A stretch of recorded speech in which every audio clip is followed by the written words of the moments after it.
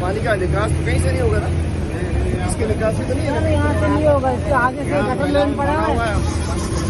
ये मैनुअल बंद है, ये मैनुअल पहले था, इसमें पानी ज्यादा था, अभी बंद पड़ा है। इन्होंने कर दी है।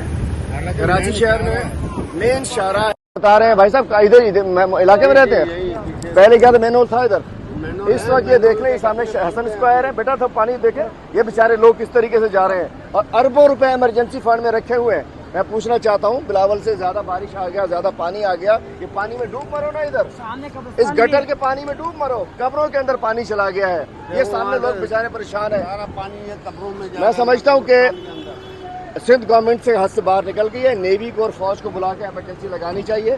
ये जो सूरत हाल इस वक्त नजर आ रही है, ये पानी और ये हसन स्क्वायर और गरीबाबाद के दरमियान का इलाका है, इसी गंदे पानी में, गटर के पानी में डूब मरना चाहिए इनको, जो बड़े बड़े दावे कर रहे थे।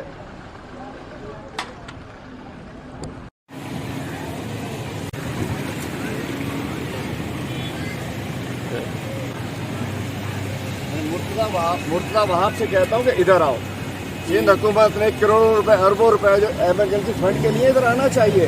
ये लोग डूबे हुए हैं, लोग बेचारे मोटरसाइकिलों पे दबा, ये बहुत लोग गिरे हैं, अभी औरतें भी गिरी हैं, बहुत औरतें भी गिरी हैं। नहीं है ना, ये टोपी जामा नर्सरी के ऊपर खड़ा है मुर्तजा वहाब। मुराद अली शाह, शर्म आनी चाहिए तुम्हें, मुर्तजा वहाब तो शर्म आनी चाहिए।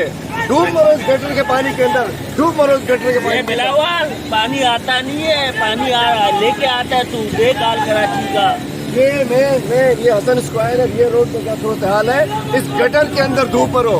बिलावल जरदारी, मुराद अली शाह और इसकी सारी टीम, और ये जो 0 मीटर मुर्तजा वहाब है, लाने तो तुम लोगों की शक्ल के ऊपर क्या अशर कर दिया तुमने।